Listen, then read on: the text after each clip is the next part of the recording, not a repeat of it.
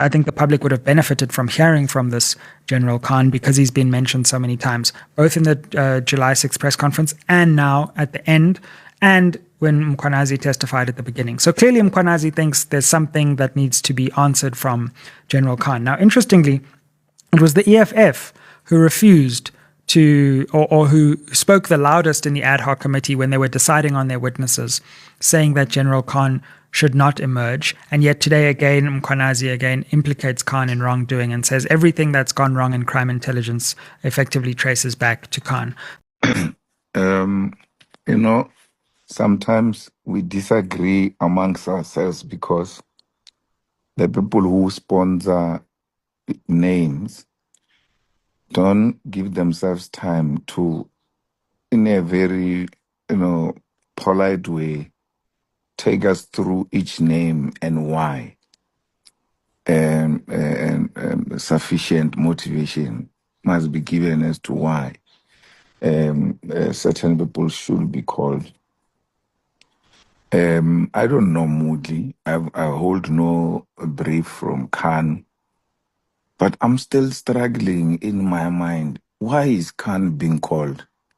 Because I always try to just pay attention to hear, okay, what is the issue here, so that even when Khan comes, we should be ready, prepared, and all of that. I still can't find anything that suggests of anything that is different from what we have been listening to. So I don't think there is a basis for those two names to be called and occupy a space which could be occupied by someone who's helpful. Context, because you don't say anything more in your statement about these specific incidents, but you say that the concerns arose because of what you were reading in the media. That's where you picked these things up. So I just want to confirm that it's the same, it's these media articles that you were referring to. So if you look at page 51 of your bundle,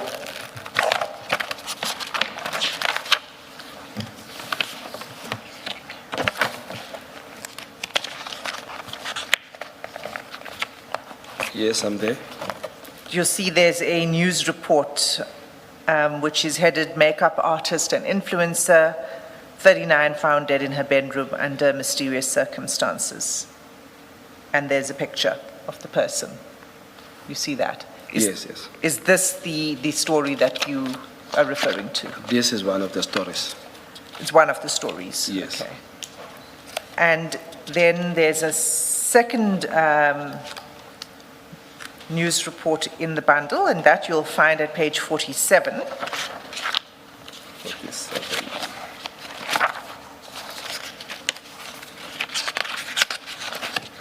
Yes, ma'am.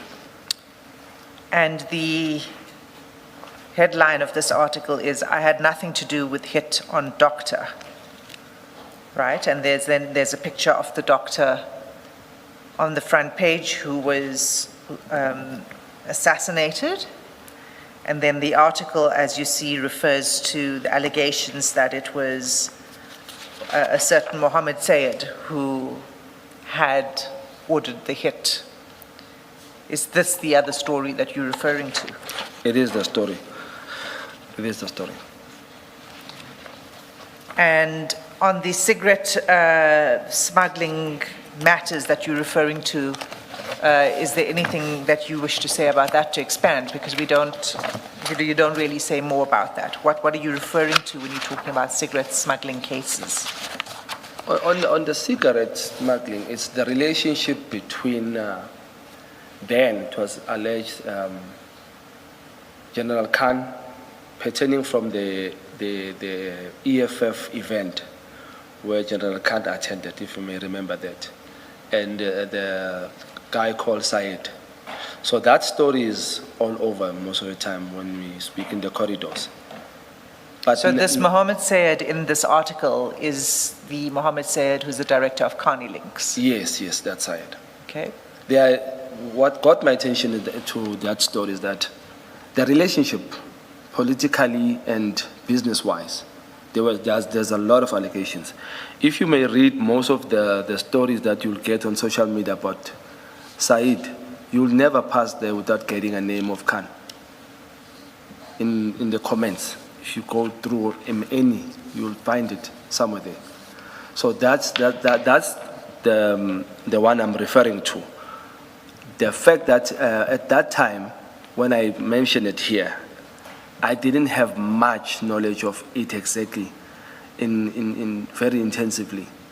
But I later learned a lot of things, including the invitation that no, that means the cigarette issue is true.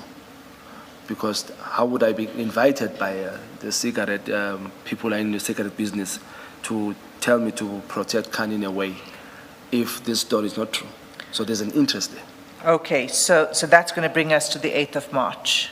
Yes. Okay, so let's just pause on that because you're going to come to that in a statement, and then you can expand on the people with whom you met. Let's go to page 8 of your statement. I'm there. Could you read from the top of this page? Further to the above, I was also prompted by the fact that certain members of the ad hoc committee did not see the necessity of summoning General Khan for questioning during the process of compiling the list of individuals to be invited before the committee. Two names in particular were at issue, namely President Cyril Ramaphosa in relation to Phala matter and General Khan. Should I continue? Yes. In the case of President Ramaphosa, I understood from the political standpoint that he would be likely be shielded by the process by his party, ANC. However, with respect to General Khan, I could not understand their reluctance to call him before the committee, particularly given the weight and seriousness of allegations that have been formulated and tabled against him. Yes, so you've given us quite a detailed explanation of those Yes. paragraphs, so you can move on to the next.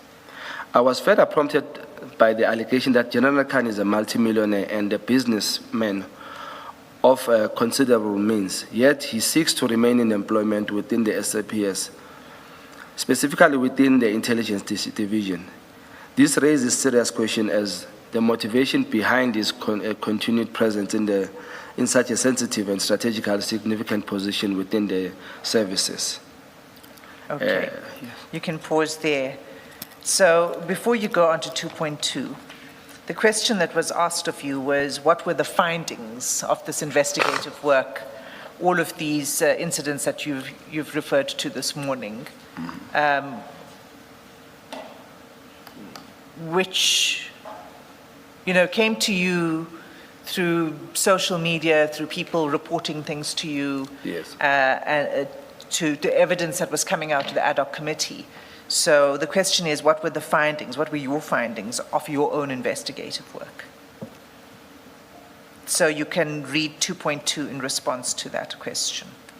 In undertaking this investigation, my primary objective was to establish the truth regarding the allegation leveled against General Khan. However, due to the failure to appear before the committee, I was regrettably unable to arrive to the determination of the facts and the truth in this matter, therefore remains unestablished. Okay. You say in this paragraph, due to his failure to appear before the committee, but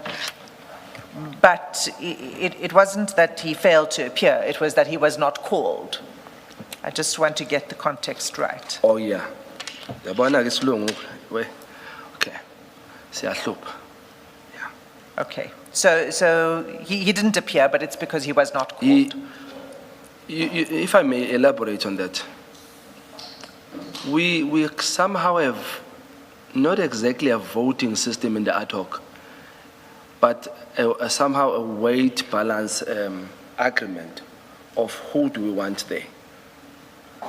Now, on that day, if you can add MKP numbers with DA and ANC, we would outnumber other parties and get General Khan in that seat. The only thing is that on that day, Honorable Malema was the most vocal in not getting General Khan to come there. But I can tell you, Uti, the other parties sided with him, with the EFF, not with him as I say, with EFF, in not allowing us to get Khan to come there.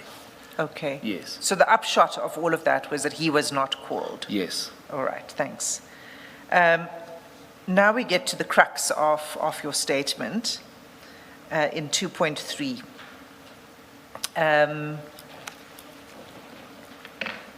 And I just want to take you to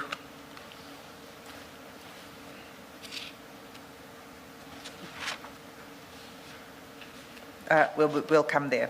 You raised these questions on the 5th of March of Paula Sullivan. We went there in the record, right? You mean in the ad hoc? In the ad hoc committee, yes. Okay. I don't recall the dates. These but- questions about General Khan and these allegations. But you had also previously raised questions when... Sarah Jane Trent was crying the whole day. Okay. So now comes 8th of March. The question was to you to explain the events of 8th of March regarding the request for a meeting with you, which led to a telephone call between you and Major General Khan. Okay. Now, I know that there's some complexity to that question. It wasn't a direct call between you and Me Major General yes. Khan. So can you start with 2.3.1 on page 8 to explain those events?